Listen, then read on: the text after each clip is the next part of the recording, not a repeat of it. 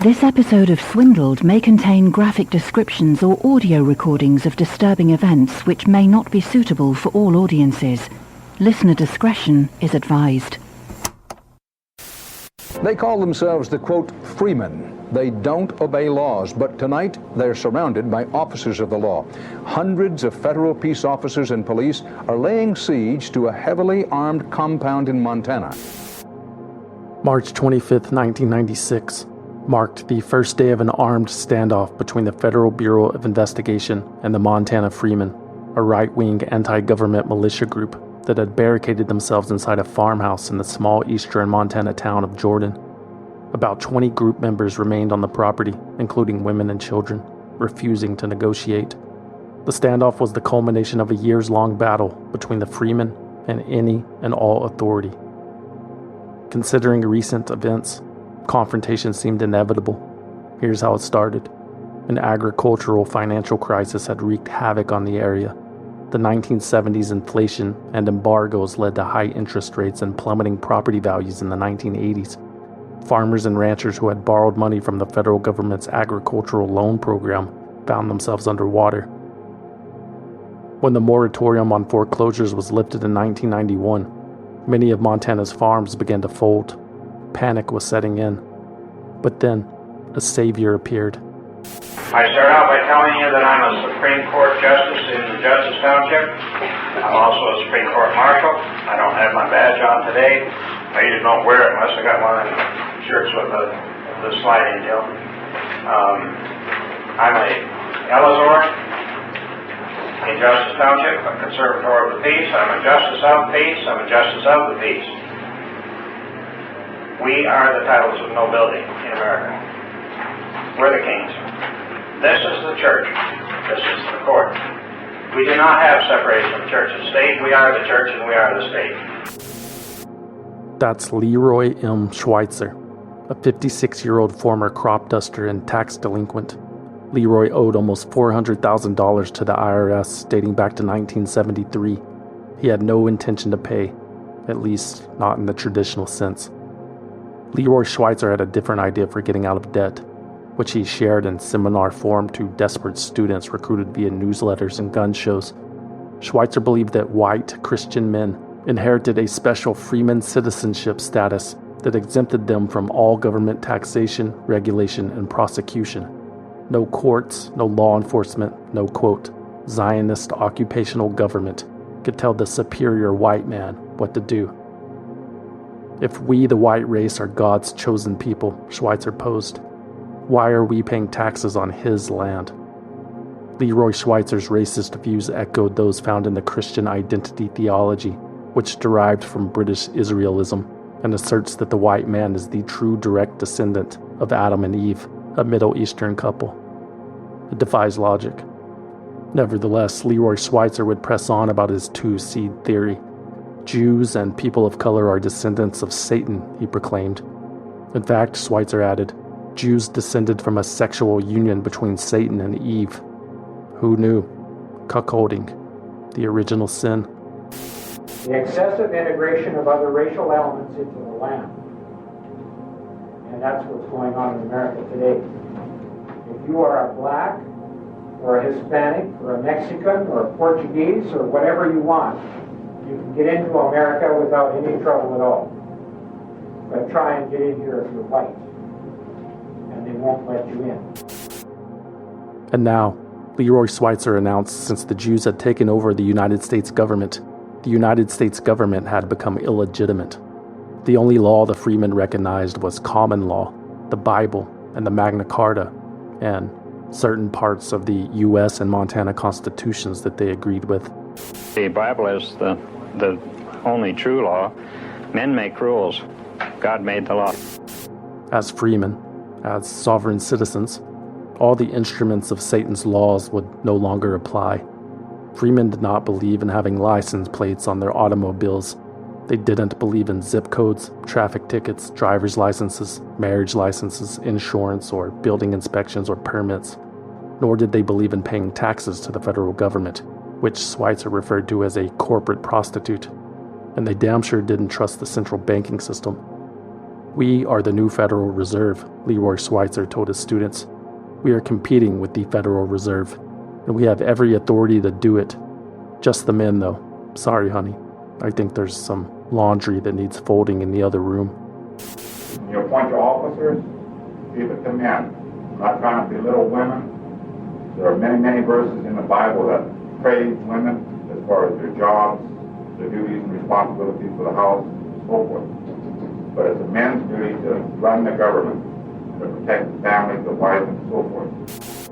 Since the Freemen had, in their minds, established their own government, they figured they were entitled to print their own currency from their home computers. The currency was in the form of bogus but authentic-looking certified money orders called true bills, and the assets backing the checks were bogus liens for hundreds of millions of dollars that they had filed against public officials, private citizens, and journalists, pretty much anyone that the Freemen viewed as enemies. The scheme was absurd but effective. The liens had no value, but there was a delay before the banking system could realize that. The Freemen would successfully generate real cash from unsuspecting financial institutions and merchants in that short processing window. Mortgage companies mistakenly accepted true bills as payments. Student loan institutions, LL Bean, even the IRS had been paid with them. Ironically, one organization that wouldn't accept the true bills was the Montana Freemen. They asked their students to pay the seminar fees in U.S. currency only, please. But it was worth it. For $300, between racist, religious tirades, Leroy Schweitzer and his fellow Freemen offered students a path to relief. Just print your own money, they advised. The Freemen were the judge and the jury and the executioners, and most importantly, they were white, God's chosen people, above the law, forever and always, so they thought. From late 1993 through 1994, the Montana Freemen, believing their own bullshit, created their own common law courts in Garfield County, Montana, appointed themselves as justices, and flooded the county with stacks of nonsensical financial claims and arrest warrants against local officials, including the town's sheriff, who the Freemen had threatened to hang from a bridge. In October 1994, one of the Montana Freemen was arrested for those threats. William Stanton, an elderly rancher who lost property to foreclosure, was convicted on the rare charge of syndicalism, which is the advocacy of crime, violence, or terrorism to achieve political ends.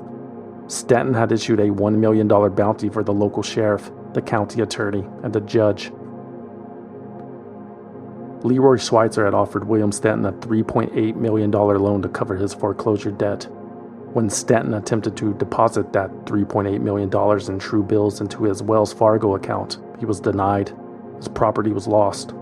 And instead of blaming Schweitzer, William Stanton doubled down on hating the government, who ultimately sentenced him to 10 years in prison. William Stanton wasn't the only one in trouble. An Arizona man and graduate of a Montana Freemen workshop tried to use $250,000 in true bills to bail out a fellow militiaman who had been charged with molesting a child.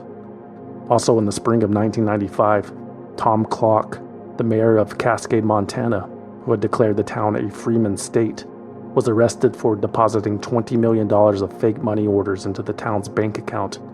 It would have been nice if the town of Cascade got the interest off $20 million, Clark said, always promoting the public good. By March 1995, most of the prominent members of the Montana Freemen had warrants out for their arrest, including Leroy Schweitzer, Daniel Peterson, and Rodney Skirtle, whose foreclosed ranch near Roundup, Montana, served as the group's hideout for most of the year. The FBI watched their every move. Tensions escalated later that year, on September 28, 1995, when the Freemens decided to relocate. Their operation moved about 120 miles northeast to Freeman Ralph Clark's recently foreclosed ranch near Jordan. The new headquarters sat on 940 treeless acres. It would be much easier to defend, if necessary. The Freemen named the settlement Justice Township. There, they continued printing fake checks, holding workshops, and overwhelming the local courts with their paper terrorism. Law enforcement was criticized for letting the Freemen make the move, but Waco, Ruby Ridge, and the Oklahoma City bombing were fresh on everyone's minds. The authorities decided to take a wait-and-see approach to avoid bloodshed. Law enforcement and media members poured into the small town of Jordan, population of 450. In October, an ABC News crew got a little too close to Justice Township and had $66,000 worth of camera equipment forcefully taken by armed freemen. In February 1996, an Associated Press reporter and photographer were stopped and searched on a county road by the freemen. They were briefly detained, a little beaten up, but ultimately released. A month later, a lawyer named Matthew Sisler visited Justice Township to serve Leroy Schweitzer with legal documents after Schweitzer attempted to purchase $1.4 million in military-style arms with bogus funds. Those weapons were never delivered, but the arms dealer was still out of pocket, so he decided to sue. According to the Chicago Tribune, Sisler, the lawyer, successfully served Leroy Schweitzer the papers, and in turn was handed a $1 billion lien on his property. There were guns everywhere, but Sisler was not intimidated. Quote, "What we saw was a bunch of sad, middle-aged men who had lost their homes, who had not paid loans back or taxes and wanted someone to blame." 2 weeks later, the standoff officially began. Leroy Schweitzer and Daniel Peterson were asked to inspect a ham radio antenna that was being installed a few hundred yards from the main compound. When they arrived, they learned that the installation crew that had been living with the Freemen for months were actually undercover FBI agents. Schweitzer, Peterson, and a third man were arrested. A convoy of law enforcement officers haul fugitive Freemen to jail cells in Billings. In custody are 56-year-old Leroy Schweitzer. He's regarded by some people as the leader of the Freemen. With the Freeman leadership in custody, Rodney Skirtle became the de facto leader of those that remained at Justice Township. There were no plans to surrender, even after federal indictments were unsealed that charged many of the Freemen with conspiracy, mail fraud, bank fraud, armed robbery, and threats against federal officials. The Freemen showed their displeasure with the outside world today by hoisting an American flag upside down outside their ranch house. During March and April 1996, a handful of Freemen defected from the compound and turned themselves in. The others weren't budging. However, they did agree to negotiate, finally. Negotiations are finally taking place. After the negotiators went onto the ranch, they set up a table and some chairs on a dirt road. 4 Freemen came out of the ranch, exchanged handshakes with the negotiators, and sat down to talk for about an hour. In a series of meetings, a group of Freemen met with over 40 state representatives, law enforcement officials, and other right-wing militia leaders. Sometimes the Freemen would arrive at the table, accompanied by 2 little girls from the compound. It was a warning of the potential collateral damage if the situation turned violent. The negotiations went nowhere. Bo Gritz, a former Green Beret colonel and leader of a different anti-government constitutional community, who sat at that negotiating table, criticized the Freemen's cowardice. Quote, "They are not free to come out on their own. The tough guys are hiding behind the skirts of the little girls." On day 41 of the standoff, the Freemen sent a defiant note to the FBI that said that the FBI does not exist as a government agency, and they announced that they were not afraid of violence because, quote, "God has placed an invisible barrier around their sanctuary that no more enemies can penetrate." Many of the recruited negotiators grew frustrated and left, while federal agents moved in closer. Federal agents move in Montana, their first major crackdown on fugitive armed militia members since the deadly siege at Ruby Ridge, Idaho. As the standoff continued into its 3rd month, the locals in Jordan, Montana were growing weary. The local motel was overflowing. The only bar in town was always full. There were federal agents jogging down Main Street in the mornings. Someone make it stop. People are just flat tired of these guys, and they don't want any more militia to come here. They want the locals that are in that thing to come out and without bloodshed. Well, it's caused a lot of stir around this area. I know that. I'm from Glendive, Montana, and that's all you hear about is Freeman's this, Freeman's that, and I know we don't need it, you know. Naturally, the Freemen also had their fair share of supporters around the country too. This demonstration of federal force laying siege to this farmhouse with 18 alleged check writers is a bit of overkill. These people in Montana have given the finger to the federal government, and the federal government can't have that. General, so if I they can must just, suppress them and oppress and tyrannize them and destroy them. I think we're in a war footing. That the more that you liberal newsmen keep saying there's something wrong with us who don't think the way you think, that we have no choice but to go to the cartridge box. Naturally. These men were on a mission from God against the tyrannical government. Nothing could stand in their way of life, liberty, and the pursuit of happiness. But then, the feds shut off the electricity to the Freeman compound. What were these rugged patriots to do? A week later, on June 13th, 1996, they surrendered. It's apparently all over but the shouting and the trip to jail. Nearly 3 months after it began, the standoff between the anti-government Freemen and federal agents is in its last hours. The New York Times reported, quote, "The last 16 members of the Freeman anti-government group handed themselves over to federal agents tonight, ending one of the longest sieges by American law enforcement so peacefully that the surrender did not even disturb the cows grazing at the group's remote Montana ranch. After 81 days of resistance, the members of the right-wing group simply climbed into government vans that were taking them to Billings, Montana, to face the very legal system they rejected when they declared that the United States law did not apply on their land." I am pleased to announce to you that while we were here at dinner, the long standoff with the Freemen in Montana ended peacefully tonight. And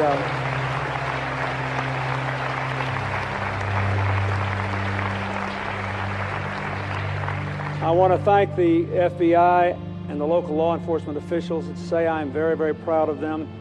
I know I speak for all of our people when we say we'll all say a little prayer tonight of gratitude for this peaceful resolution of a difficult situation.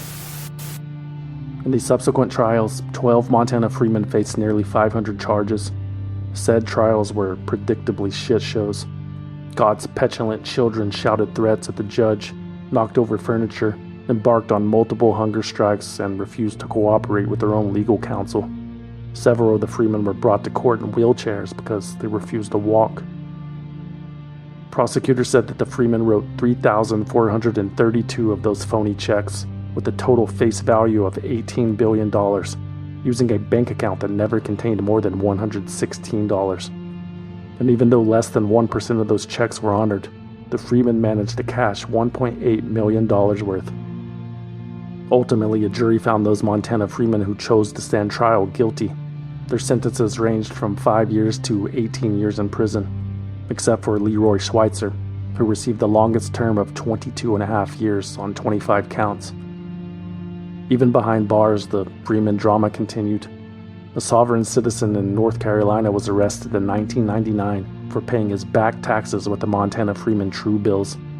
That same year, an Arizona couple was arrested for filing false liens against local officials.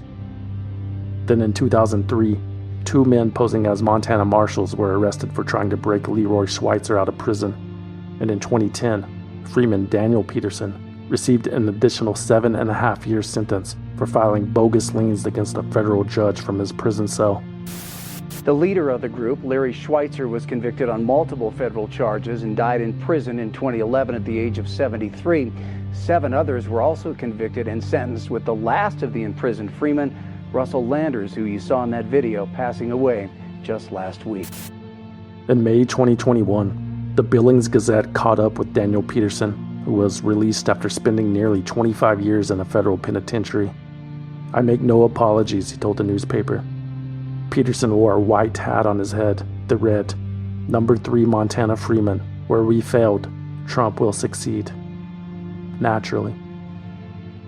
Well, at least the federal government learned its lesson. I think it was a critical factor. I think the strategy of applying patience and resoluteness in terms of ensuring that the law would be enforced, but that we would do so incrementally and patiently, always going back to the negotiating strategy, was really the formula that worked here. That formula would be put to the test again, less than a decade later. A New Hampshire couple barricades themselves in their house after being convicted of tax evasion. A standoff ensues on this episode of Swindled. They ascribed government officials, clear violations of federal and state law, pay to play millions of taxpayer dollars that were wasted, paid tens of millions of dollars, $1 billion. By falsifying its books and records, responsible for the collapse of the entire system. And in this role of some kind of swindler, is that right?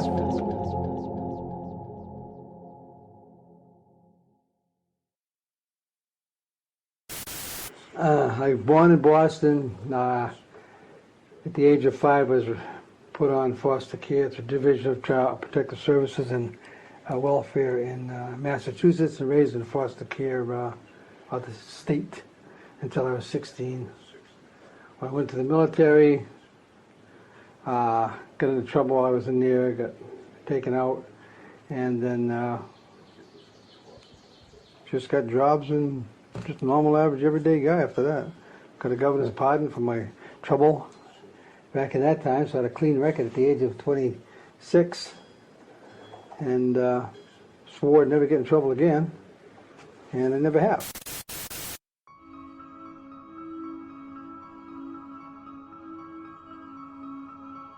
Edward Lewis Brown was given a second lease on life. In 1960, when he was 18 years old and enlisted in the United States military, Brown was convicted of assaulting and robbing a man with a deadly weapon in Somerville. He spent 5 years in a state prison before being paroled. In 1976, Ed Brown was pardoned by Massachusetts Governor Michael Dukakis. With a clean record, Ed was able to keep a job and stay out of trouble for most of his adult life. Ed Brown was working as an exterminator in the mid-'80s when he met his wife. Elaine Brown was doing well for herself at the time. She was a divorced dentist with a son and a daughter in an office in Burlington, and she owned an apartment building for which Ed Brown managed the pest control. You met over the cockroaches. Ed was an exterminator, and I owned some apartment buildings, and I needed an exterminator, and I called Ed, and that's how we met. By 1990, Ed and Elaine had married and moved to Plainfield, New Hampshire. They purchased a 7,500 square foot home on 103 acres in the mountains, and they also bought a commercial building in nearby West Lebanon, where Elaine opened a new dental office. Elaine Brown was making a decent living, so Ed Brown retired, and with his newfound free time, he began to immerse himself in politics and conspiracy theories. Ed became heavily involved with various right-wing militia groups, the Constitution Defense Militia, the Un-American Activities Investigations Commission, which he had founded, and the United States Constitution Rangers. All of the organizations promoted similar beliefs with plenty of racial undertones. The U.S. Constitution was the supreme law of the land. Small government was the original intent, and any encroachment by the federal government was unacceptable. Taxation is theft. Zionist Illuminati Freemasons run the world, and gold and silver were the only lawful currencies. So from the Waco incident, after that came about, I started investigating all aspects of the administrative government. Federal, county, state, town, city. And what we started to find out was very alarming. I was actually paranoid for a good 6 months to a year. In 1994, when the Montana Freemen were terrorizing their state, Ed Brown's paranoia was on full display in an interview with the New Hampshire Sunday News. He warned that a second Revolutionary War was approaching. He was convinced that the CIA was orchestrating other Wacos around the world. Ed also claimed that the Major League Baseball strike of 1994 was part of a plot to squash anything American. He predicted blood in the streets. Militias like the Freemen were already setting up constitutional courts for the purpose of, quote, taking back America, Ed announced. Freedom is not free, he said, quoting Thomas Jefferson. Brown told the newspaper that he saw no way the conflict would end except in violence, because, quote, these people will not quit. The window of opportunity for them as it approaches is closing because people like me are rising, and the hope is we can open our window more than theirs so we can swallow them before they swallow us. These revolutionary thoughts consumed Ed Brown's life. He no longer fished or played golf like he used to. Instead, Ed spent all of his time thumbing through the pages of Civil War porn with his itchy trigger finger. Ed Brown was ready, all right. He had a stockpile of food in his basement that would last 18 months, along with an armory of weapons and ammunition. Ed believed something big was about to happen any day now. Maybe a federal takeover of private property. Probably an economic collapse, he presumed. Please, God, let something happen, he probably begged to himself. I'm so bored. Life is too easy. I want to kill my neighbor. Elaine Brown was along for the ride. She shared many of her husband's beliefs. Elaine even started carrying a gun in her purse. You never know when the New World Order would begin rounding up the patriots, do you? Why not be prepared? Everybody knows that the best defense is a good offense, so the Browns struck first. They were fed up with living under such a totalitarian regime. Civil disobedience was the only answer. By now, Ed had become a self-described expert on the United States Constitution, and one day it dawned on him how to hit them where it hurt. Ed had discovered that the Constitution contains no language requiring him or anyone else to pay taxes to the federal government. The Browns demanded an explanation.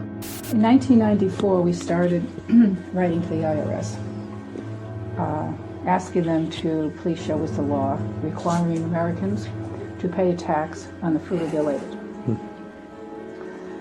We submitted to them Supreme Court cases and similar evidence stating why we doubted there was such a law. We had been searching for it ourselves and could not find it. Ed and Elaine Brown were convinced that, based on their research, ordinary labor, such as the work Elaine performed at her dental practice, could not be taxed. The couple claimed that the 16th Amendment to the Constitution, which authorized the federal government to collect income tax, had not been properly ratified. Thus, the American people were off the hook. You cannot tax my labor.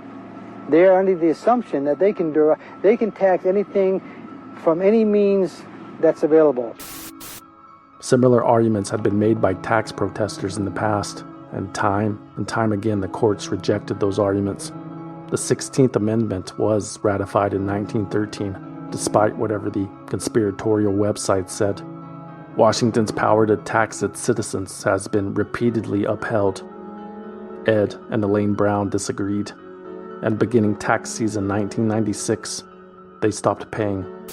I wanted to bring this to the attention of the general public, so the only way we could do that was through civil disobedience and say, hey, okay, let's stop paying taxes for a while and get everyone's attention. It's time everyone took a look. If we all stop paying it, then what are they going to do? Instead of checks, the Browns would include copies of their research with their filings. But by 1998, they stopped filing federal tax returns altogether. As the years passed, the IRS tried unsuccessfully to collect from the couple. Finally, after a decade of non-payment, Edward and Elaine Brown were indicted in a United States District Court. Prosecutors alleged that the Browns were liable for more than $625,000 in federal income taxes. The state of New Hampshire alleged that the couple owed them more than $343,000. And after 10 years of penalties and interest, the total amount Ed and Elaine Brown owed in back taxes amounted to more than $3 million. The couple was also accused of hiding or structuring their income to avoid taxes. Every month, the couple would purchase 4 separate $700 postal money orders to pay their bills. The $700 amount was vital because it was well below the $3,000 threshold for federal reporting. The Browns knew that the government could not tax them if the government didn't know how much income they earned. My husband and I were charged with violating 7201 and 7202 of the Title 26, the Income Tax Code. Those are both nothing more than penalty clauses. They do not impose any kind of legal duty on anyone. All they basically say is, if you're supposed to do this and you don't do it, this is what's going to happen. We're also charged with structuring.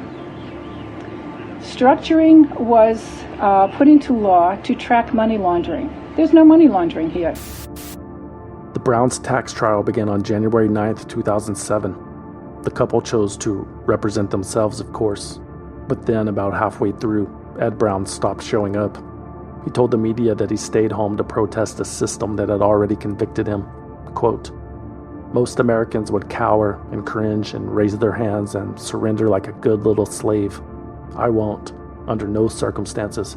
I do not tolerate cowardliness, oppression, bulliness, and I certainly don't tolerate a federal agency that has absolutely zero jurisdiction in my state, never mind in my county, in my town. A warrant was issued for Ed Brown's arrest. Ed warned authorities that any attempt to capture him may result in a violent confrontation. "Live free or die," Ed told reporters, quoting New Hampshire's state motto. "What else can I say?" Meanwhile, Elaine Brown attended the duration of the trial. She even accepted help from a court-appointed lawyer, but it was of no use. On January 18, 2007, Edward Brown was found guilty of one count of conspiracy to defraud the United States, one count of conspiracy to structure financial transactions to evade the Treasury reporting requirements, and one count of structuring and aiding and abetting.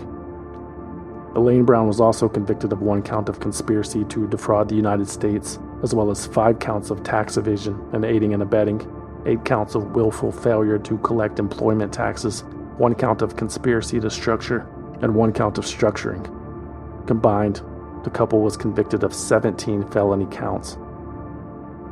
Elaine Brown was released on bail until the couple's sentencing hearing on April 24th. The judge ordered Elaine not to return home where her husband was hiding out. Elaine agreed, telling the judge, quote, "It's not my mindset or my character. I have no intention of returning as long as he's there." Elaine Brown said she would be living with her son in Worcester, Massachusetts instead. The government attached a tracking device to her ankle to ensure it. Ed Brown remained at the couple's home in Plainfield, joined by other family, supporters, and friends. He told reporters that his property was self-contained with wind and solar generators, food, water, and internet access. He could stay there indefinitely if need be. Ed repeated that he had no intention of turning himself in. "We do this for our nation," he said. "I'm a man of honor. I can never lie, cheat, or steal, ever." On February 1st, 2007, Ed Brown published an open letter online which contained a plea for help. "Something very important is going on here," he wrote. "Sure, it starts with my tax case, but let's look at the big picture here. I'm providing a place for us to make a difference for the people, for this country. I even offered to pay the taxes just so they would leave me alone, but no. They took my guns before ever being convicted of anything. They took my wife and court-ordered her away from me. They now want much more money than they say I owe. They want the house and will again offensively attack me and take my life, as well as those around me here now, unless we have enough people to make a difference." The next day, Ed Brown appeared on the Constitution for the Defense program on Truth Radio. "These people, talking about the federal authorities, need to be strung up," he said. "They are so criminal. A lot of people would love the opportunity to rip out their hearts and shove them back down their throats." Ed Brown offered more threats and video blogs and interviews. "These people are the most incarnate people you're ever going to meet, if they are even people. You killed them. That is exactly what the 10 Commandments tells you to do. That's exactly what all of God's laws plus the Bill of Rights tells you to do." Despite the threats, the U.S. Marshals, who were charged with arresting Ed Brown, had no plans to raid the home. But that could change in a hurry. Time would tell. On February 13, 2007, prosecutors asked the court to seize the Browns' commercial property in West Lebanon and their home in Plainfield. A week later, Elaine Brown defied court orders, destroyed her ankle monitor, and returned home to Ed and a cabal of supporters. A warrant was issued for her arrest. "I could not be without my husband any longer. It's just not right that a husband and wife should be separated like this." I was getting a terrible state, emotional state, having anxiety attacks that were just incredible, which I've never had in my life. I went to the doctor about it even. And I just decided Monday night, I lay awake until 5 o'clock, and I said, "This is foolish. I can't be away from my husband any longer." So Tuesday morning, I made arrangements for transportation, packed up, and came home. Like Ed, Elaine Brown stood resolute against what she referred to as tyranny. She had no plans to report to prison. Elaine would fight side by side with her husband, even if it was the last thing she would do. It's possible that Ed and I will die here because we will not willingly go. Or if it gets thrown out, happy days. We're about living. We're about living. We're not about dying. If we prevail, then the country prevails because we will have exposed the fraud. If we don't, the country loses. In early April 2007, the Concord Monitor reported that in documents addressed to the, quote, sham court, Edward and Elaine Brown ordered the court clerk to close their case, citing themselves as the court and judge. The Browns reportedly signed their filings using their new names: Edward, a living soul in the body of the Lord of the house of Israel, and Elaine, a living soul in the body of the Lord of the house of Israel. The couple had recently converted to a non-denominational form of Christianity. The court did not care and rejected the filings, ruling them, quote, frivolous, misleading, and not relevant to any matter in issue. So the Browns remained scheduled for sentencing later that month. Not that they had any plans to attend. Ed Brown would not allow it. I speak for her. You speak to the head. You don't speak to the woman, he told reporters. That's the way it was until the last decade or so, he said. When that day arrived, the Browns stayed true to their word. U.S. District Judge Stephen McAuliffe sentenced both Ed and Elaine to 5 years and 3 months in prison in absentia. But if the feds wanted Ed and Elaine Brown locked up, they would have to go to their house and drag them out. If we give in to what they say, basically, we would be helping them to destroy us, helping them to pursue us on a non-crime issue. If they want to destroy us, if they want to steal our property, if they want to kill us, if they want to incarcerate us, they will have to do it without our help. They will do it on their own.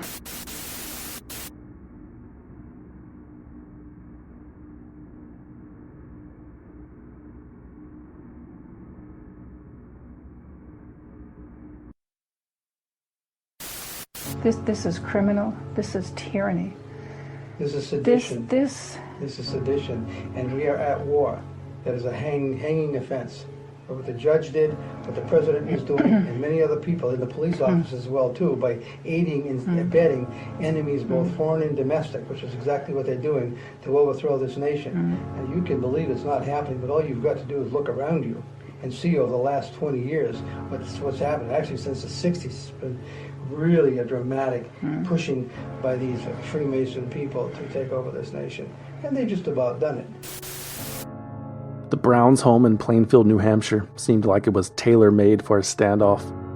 Set atop a hill surrounded by dense forest, the property was completely self-sufficient and accessible by a single road. There was only one way in and one way out. The Browns could see you coming from a mile away. Because the home also featured a small turret on the roof that offered a 360-degree field of vision, an ideal watchtower that offered scenic views through a scope. If danger was present, residents and guests could always retreat to the network of tunnels that reportedly ran underneath the homestead, and there was a bunker in the basement, surrounded by 8-inch thick concrete walls. Proceed at your own risk. Ed and Elaine Brown were sentenced to prison 3 months ago and have since been holed up in their Plainfield home. The U.S. Marshal has said repeatedly he has no intention of creating an armed standoff with the Browns. Supporters of the Browns traveled to Plainfield from all over the country to help out where they could. There was an open-door policy. Some wore fatigues and manned the battle stations, while others helped the couple update their MySpace page or produced radio and video interviews to spread their message of freedom. We have a superior attitude, superior minds, superior capabilities, bottom line, and we'll outlast them because we're fighting for our very nation. They're fighting for money, personal enrichment. We're not. We're fighting for freedom. And we will not stop. If they wish to engage, if they wish to push this envelope and try to take over this nation. It seemed like the Browns were growing more radical with each passing day. In an interview with WTSL in Hanover, Elaine Brown told the host, quote, "The only law book we now recognize is the Bible. The only way we're coming out of our home is either as free man and free woman or in body bags. We will not waver from our position. It's good against evil, and we're standing with God, and we know, no matter what happens, that we are righteous. We have committed absolutely no crime.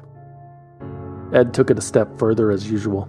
He indicated that the unwillingness of federal authorities to see his righteousness made it his moral responsibility to kill them. Ed said that they were standing on the precipice of another Waco and warned local law enforcement that there would be consequences if any attempt were made to take him or his wife into custody. Quote, "The chief of police in this town, the sheriff himself will die. This is war now, folks." What's wrong with you people? Are you that oblivious to what's truly going on in this country? This is 1776 all over again by the same group of people. Needless to say, Ed and Elaine Brown weren't making many friends with people in positions of power. However, when asked about the couple, Ron Paul, the congressman and outspoken anti-taxer from Texas, who had recently announced his candidacy for the 2008 Republican nomination for president, made some lofty comparisons. So in many ways, people who point this out and fight the tax code and fight the monetary system are heroic. I mean, I gave a speech on the House floor just recently and called them the true patriots. But I also point out that it's risky business, and I compare them to people like Gandhi, who's willing to speak out and have and try to bring about change in a peaceful manner. Martin Luther King fought laws that were unfair and unjust, but he suffered too. But it takes people like that to stand up and talk about these things and point it out instead of us all being zombies and just going along. And it is easier to go along with the system. Ed and Elaine Brown, the Gandhi and Martin Luther King Jr. of the new millennium. I'll admit they do make a cute couple, lugging around their matching firearms in an attempt to avoid matching orange jumpsuits, all because they did not want to contribute to the land they claimed to love. Unsurprisingly, their message seemed to resonate with a lot of people. It was civil disobedience for the ever-oppressed white man with an internet connection and too much time on his hands. In May 2007, Ed and Elaine Brown announced that they would not appeal their convictions. Why should they? They had no faith in the courts. We are not appealing. We have turned our backs on the courts. We will not recognize their authority, their jurisdiction. They have none. It's communism in its purest form, Ed told the Los Angeles Times while sitting on his porch. It's not communism, though, a guest of the Browns chimed in. It's totalitarianism. It's Marxism, another supporter interjected. No. Guys, don't give me that, Ed interrupted, raising his voice. I've done 15 years of research here. On June 1st, 2007, property tax bills were mailed to the residents of Plainfield. Predictably, the Browns refused to pay. Ed told a local newspaper that the town did not provide him any services, so he would not contribute to them anymore, even though a few months earlier, a supporter of the Browns had a medical emergency at their house, and the taxpayer-funded emergency services responded by driving to the property on taxpayer-funded roads. Hi, this is Lauren Canario, and I support Ed and Elaine Brown. And today I was visiting, and there was sort of an event happening today with one of the visitors got sick, and the ambulance was called for him. Ed Brown also told the newspaper that he objected to paying local taxes because they fund education. The only thing public schools teach is, quote, communism and homosexuality, Ed claimed. Let's face it, school would have been far more interesting if that were true. But truth was not welcome at the Brown residence. These people were ready to die over lies that were forwarded to them in chain emails on AOL. The IRS and the federal income tax are part of a deliberate plot perpetrated by Freemasons to control the American people and eventually the world, Ed announced. We're not conspiracy theorists, we deal with conspiracy facts. Freemasonry and Judaism, that is the truth, that is the fact. That is where all the world's problems come from. I know for a fact that they're working together. Law enforcement, Ed added, was part of a Zionist Illuminati Freemason movement, and the federal government had no jurisdiction in New Hampshire. Do I look like I'm dangerous? But I could be. I could be. Did you think our forefathers were dangerous? But they could be, couldn't they? Thank you. Anyone is dangerous if you threaten their lives, or their land, or their personal property, or whatever. When you put someone's back against the wall, they have no place to go. It's like any animal. They become dangerous, don't they? There you go. You have your own answer. The Browns' New Hampshire neighbors were getting nervous. The violent rhetoric, the rotating cast of strange men parading around town in American flag hats and t-shirts and belt buckles. The situation had dragged on for almost 6 months. When was it going to end? The U.S. Marshals had a plan. They had been conducting surveillance on the Browns' residence for months. That surveillance had revealed a pattern. Every day, Ed would travel to the end of his long gravel driveway to pick up his mail. The Marshals planned to ambush Ed on one of those trips and take him into custody without incident. The date was set for Thursday, June 7th, 2007. The Marshals, FBI, ATF, and SWAT teams were positioned throughout the woods. Unexpectedly, that morning, a Browns supporter came strolling up the driveway. It was a man named Danny Riley, a plumber from New York. He was walking Ed and Elaine's dog Zoe, who started barking when she noticed an agent in the brush wearing a camouflaged ghillie suit. Danny Riley yelled out to the man, "What are you doing? Turkey hunting?" He was moving around. I yelled to him, "What are you doing, turkey hunting?" And he froze at that point. And I'm looking in the woods 20, 30 yards in, and meanwhile his dog Zoe, German Shepherd, came up alongside me and had stepped off the dirt road into the woods. And at that point he practically walked on a U.S. Marshal, and the Marshal popped right up in front of me. At the time I didn't know it was a Marshal, and yelled freeze and pointed a gun at me. At that point I just turned around and running, and I started screaming, "Ed, they're here, Ed, they're here," and then and that's when the first round whizzed right by my head. Ooh. As Danny Riley retreated to the house, a second bullet flew by him. Danny said he could hear it ripping through the leaves in the brush ahead. I was screaming at the top of my lungs, "Don't shoot me, don't shoot me, I'm unarmed." Danny rounded the bend in the driveway to find additional agents waiting for him with guns drawn. Get down, pointing with their guns at me, and I still had Elaine's coffee mug in my hand, so I dropped it on the ground. You got me, Riley yelled to the officers as he laid face down on the ground. Then, Riley says, while he was in a totally submissive position, one of the marshals tased him before he was dogpiled. Ed Brown heard the commotion and appeared in his watchtower with a rifle but did not shoot. Instead, he watched as Danny Riley was handcuffed and led down the driveway. Danny was transported to the police station, where he was interrogated and then handed a bus ticket back to New York. This morning, in our ongoing investigation, our personnel, United States Marshal Service personnel, encountered a supporter of the Browns near their house in Plainfield, New Hampshire, and he was detained. There were no injuries to the supporter and no injuries to any law enforcement officer. This individual is in custody and he's being questioned as we speak. The U.S. Marshals claimed that they were on the Browns' property that morning to serve a search warrant for Elaine's dental office. That was later revealed to be untrue. The authorities had organized to make an arrest that day, but the plan had failed because of the unexpected plumber, who the authorities admitted they had fired at using non-lethal rounds. As we have said from the very beginning, and as I have said on many occasions, we will continue to communicate with Ed and Elaine Brown in an effort to get them to do the right thing, which is to surrender to the United States Marshal Service. They have been sentenced in absentia to 63 months in prison each, and those orders have not gone away for their arrest.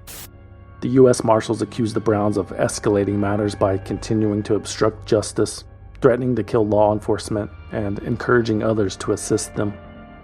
The most recent Danny Riley incident certainly did nothing to de-escalate the situation, because 2 days later, Ed Brown sent supporter Jason Gerhard to purchase more than 6,000 rounds of ammunition. Gerhard also bought ingredients necessary for constructing pipe bombs, which they did. U.S. Marshal's office absolutely confirmed this. Said they would not come down here and assault this land. They lied. Ed Brown had also built several spring-loaded zip guns designed to fire 12-gauge shotgun shells when triggered by a tripwire. The booby traps were planted in the woods surrounding the Browns' residence, along with 3 one-pound bombs containing highly explosive chemicals. The government retaliated by cutting off power and utilities to the compound in the following weeks, but the Browns claimed to be unbothered. Their solar panels, wind turbines, and prepaid cell phones kept them connected. The Browns would not be silenced. They had plenty more to say. On June 18, 2007, they hosted a press conference on their property and invited media from all over the world. The opening act was Randy Weaver, whose wife and 14-year-old son had been killed by federal agents during a standoff in Ruby Ridge, Idaho, back in 1992. Perhaps Mr. Weaver would help calm everyone's nerves. I'd rather die on my feet right here with the people like this, good American people, than live on my knees anymore under this de facto government that'll lie to you, steal from you, murder you, make you commit suicide. This is serious stuff. Bring it on. Okay then. Next up was the main event. Ed and Elaine Brown. They stood side by side behind the podium, fielding questions from reporters. Elaine repeated the couple's claim that no law required them to pay federal taxes. If there is such a law, why don't they just show it? She asked. Ed turned his attention toward the federal authorities that were pursuing them. He said the marshals changed the rules of engagement by firing shots at Danny Riley. This is a new rule of engagement for getting information. They intended to come in that day. Obviously, if they were going to kill him, they were going to try to kill us. Mm-hmm. Now, the whole complexion has changed. They have just brought this thing to a new level. Now they plan on doing the same thing to us that they did at Ruby Ridge. Remember, if they're not stopped at our door, they're going to be at your door next. If you think not, remember, they were at Ruby Ridge's door. We didn't stop them there, did we? Or Waco, did we? And other people around the country, now they're at our door. Then they'll be at your door next. There was a humorous moment in the press conference when Ed Brown delved into his usual ramblings about Freemasons and the Illuminati. Elaine gives her husband a figurative kick under the table. You can hear her whisper, "Listen." We don't appeal to a criminal organization. We have not appealed. We will not not understand appeal. and remember that this organization I'm talking about, if you look up in the records, folks, is Freemasonry. Whether you like it or not, they're focused. Everywhere. Mrs. Brown, are you worried about anything? Oh, sure. Wouldn't you be? Yeah. Would you like to trade places?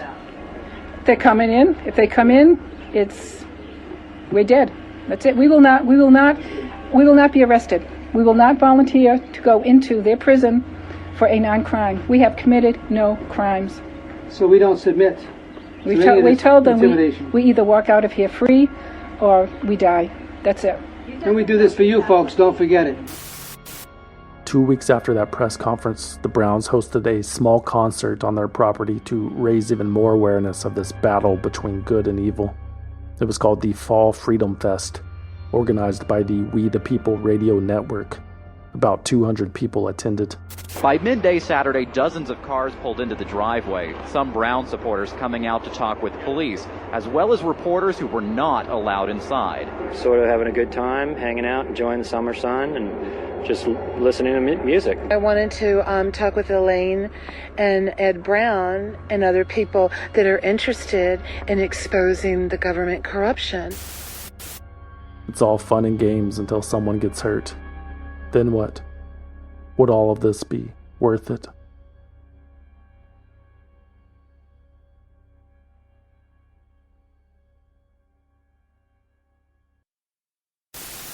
Is it or has it been worth it? And if so, either way, why? History will tell if it's been worth it. If we can make a difference, yeah, it's worth it. If we never make a difference, well, we gave it our best shot. We did what our conscience tells us to do. We did what's in our hearts and what we feel is right. So. Around 11:30 p.m. on July 28, 2007, Emergency dispatchers received multiple reports that 30 to 40 shots had been fired at the Browns' property. The entire state of New Hampshire held its collective breath. Many feared the worst had happened. However, the local media discovered that there had been no law enforcement activity in the area that night, nor had anyone at the Browns' residence fired any guns. Further investigation revealed that these shots came from a neighbor engaging in some midnight target practice.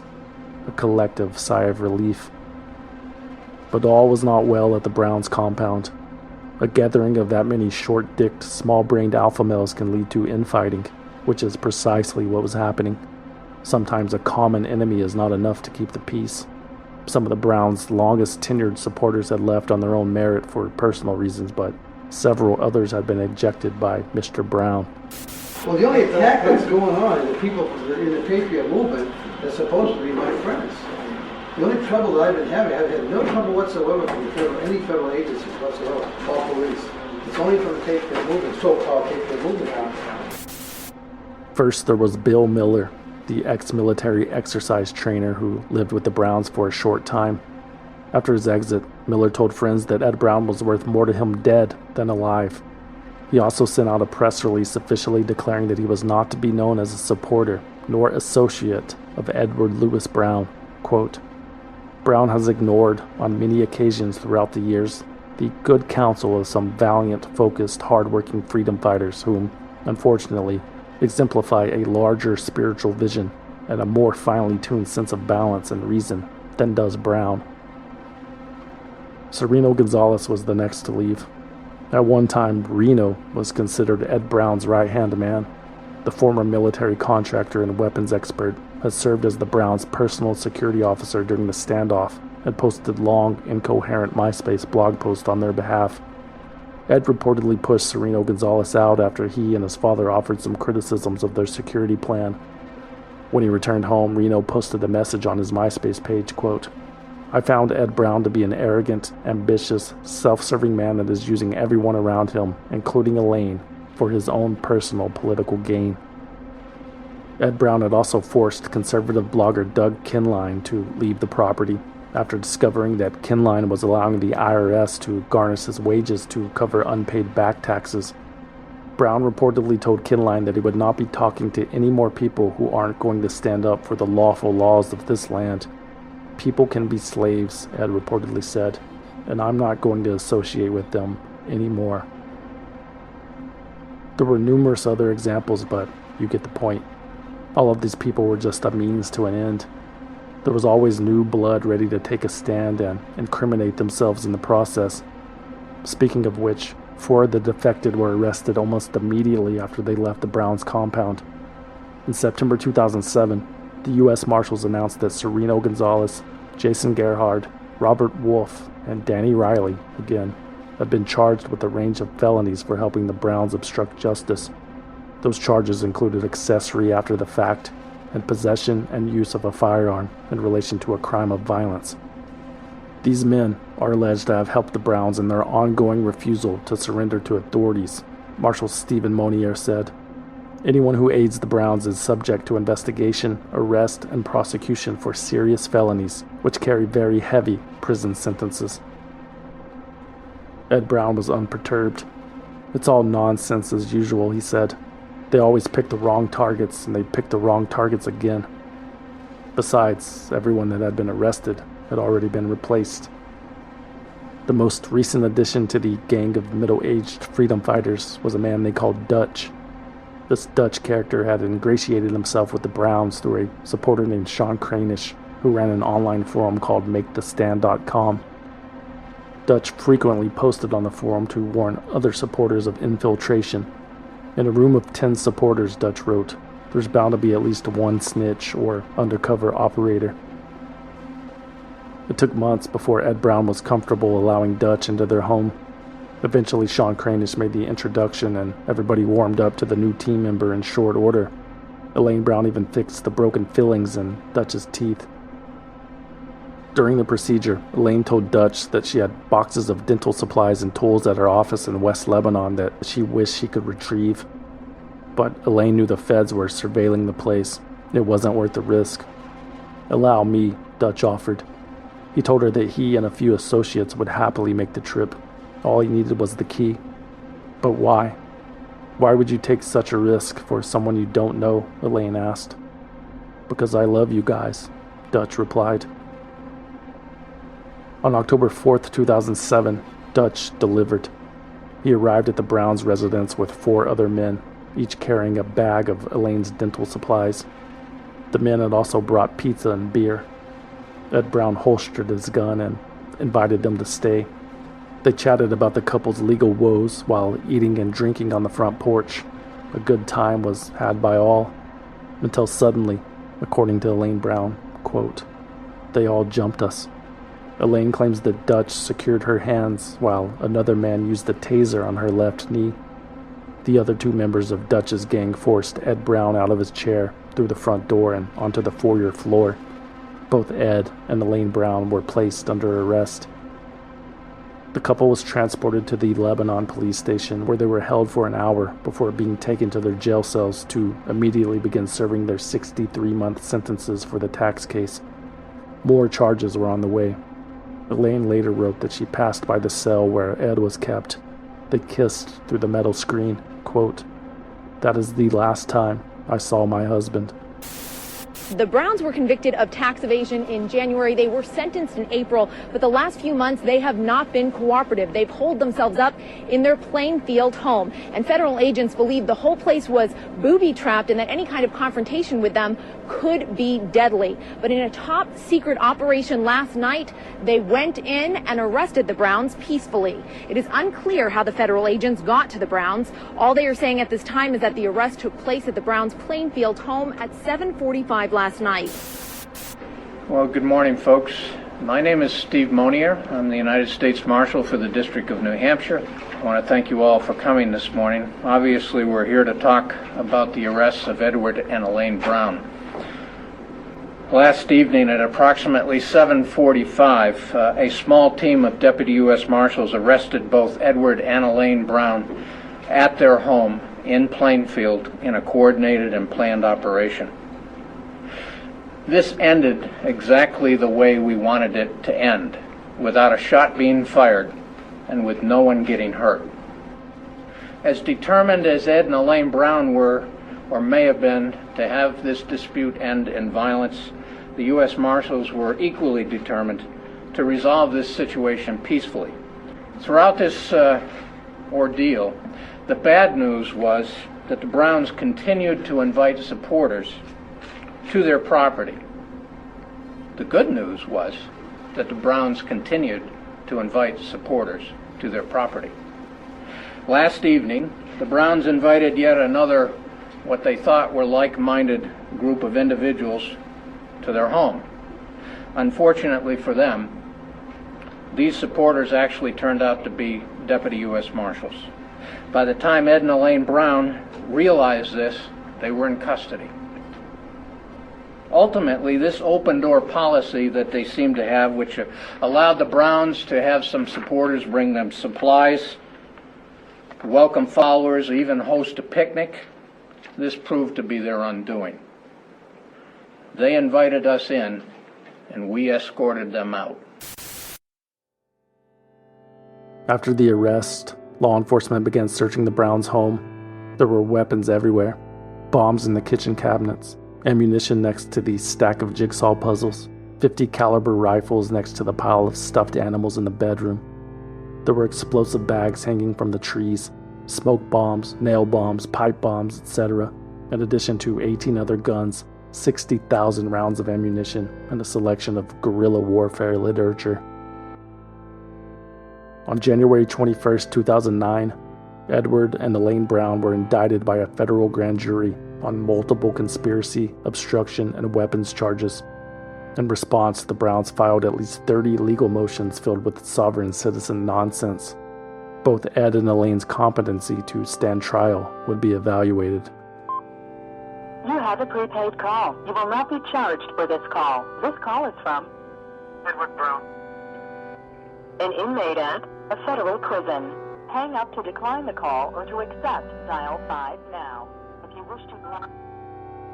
While the Browns were awaiting trial, Sean Cranish, the man responsible for introducing Dutch to the couple, recorded a series of phone calls with both Ed and Elaine. Good afternoon. Ed? Hi. Hey, it's Sean. How you doing? Good. How come you brought them guys down to me? I had no idea. He tricked me. Some little cowardly U.S. Marshal, I say, some young little punk kid, he tasered me. I didn't resist 1 second, okay? And took me down. He swarmed us, Ed told Sean. I had the opportunity to stop Dutch, real quick and real brief. You know I'm really fast, but I'm not going to hurt anybody, and I don't want to hurt anybody. On the same token, I let it go down and let it happen. But I did not expect this. Ed Brown also relayed that he had been mistreated at the low-security federal prison in Ohio, where he was being held. I was gassed through the ventilation system. You hear my voice? Yeah. This is not my normal voice.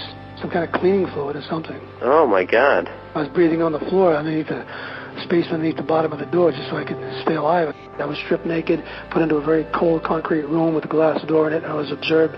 So I guess Ed and Elaine Brown, the elderly couple, really rattled their cages, eh? At the end of the calls, Sean Cranish allowed Ed Brown to record a message to his wife Elaine.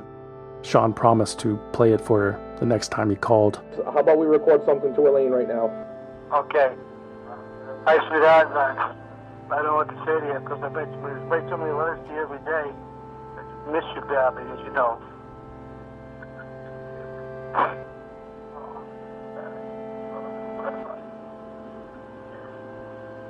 No.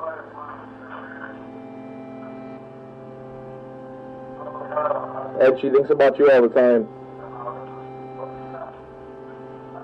We all do. There's a lot of people out here.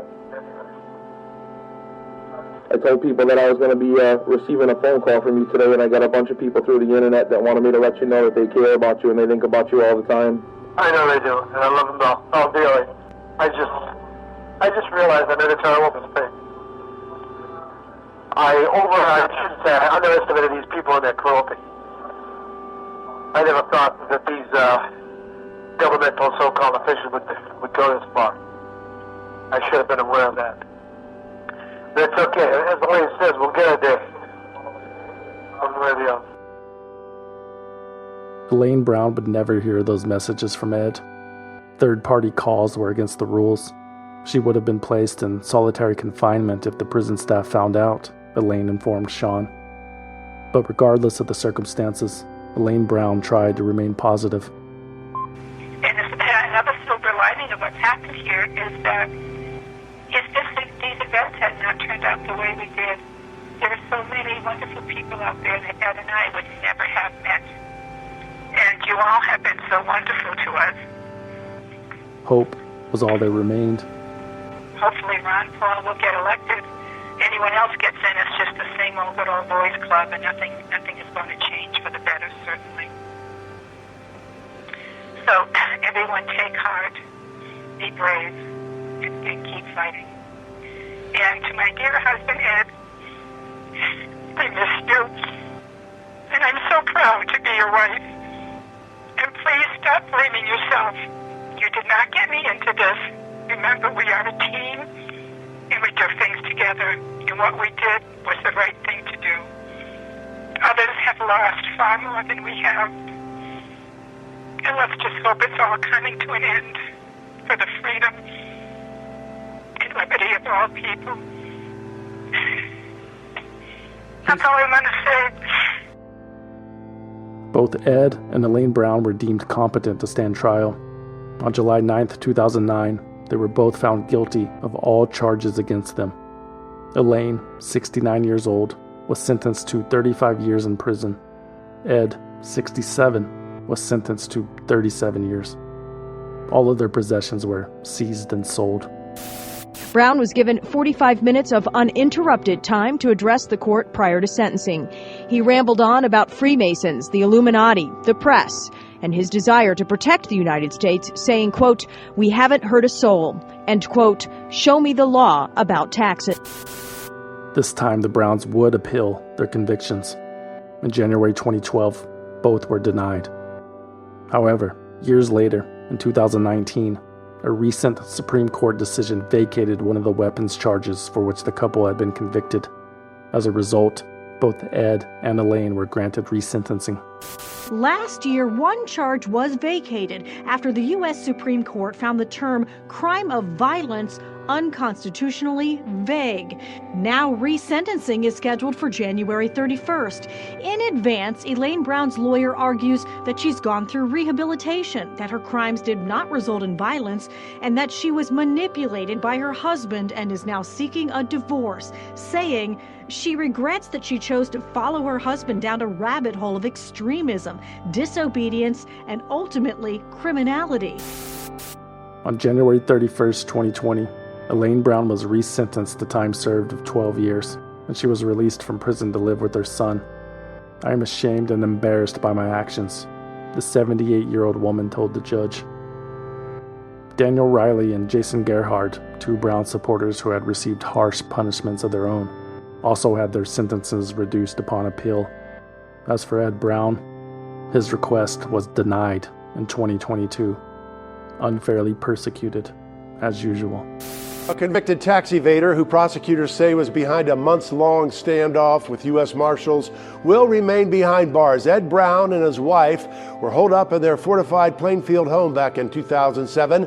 After they were arrested, weapons and explosives were discovered, and because of a new legal precedent from the U.S. Supreme Court, he was entitled to be resentenced and appealed. But now an appeals court is rejecting his request.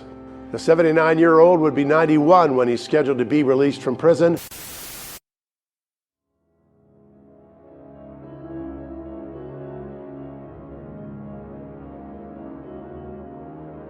Swindled is written, researched, produced, and hosted by me, a concerned citizen, with original music by Trevor Howard, aka Deformer, aka Dutch. For more information about Swindled, you can visit swindledpodcast.com. and follow us on Instagram, Facebook, and Twitter at Swindled Podcast. Or you can send us a postcard at P.O. Box 6044, Austin, Texas 78762. But please, no packages. We do not trust you. Swindled is a completely independent production, which means no network, no investors, no bosses, no shadowy money men, no dental supplies. And we plan to keep it that way, but we need your support. Become a valued listener at patreon.com/swindled. or on Apple Podcasts. For as little as $5 a month, you will receive early access to new episodes and exclusive access to bonus episodes that you can't find anywhere else. And everything is 100% commercial free. Become a valued listener on patreon.com/swindled or Apple Podcast. Or if you want to support the show and need something to wear to your next tax protest, consider buying something you don't need at swindledpodcast.com/shop. There are t-shirts, patches, hats, hoodies, posters, coffee mugs, and more. swindledpodcast.com/shop. And remember to use coupon code CAPITALISM to receive 10% off your order. If you don't want anything in return for your support, you can always simply donate using the form on the homepage. Don't forget to check out swindledvideo.com. That's it. Thanks for listening. My name is Stephanie from Corpus Christi, Texas. My name is Jordan from Dublin, Ireland. My name is Jeffrey from Bowie, Maryland. And I am a concerned citizen and a valued listener. If the truth hurts, take an Advil. It just gets worse.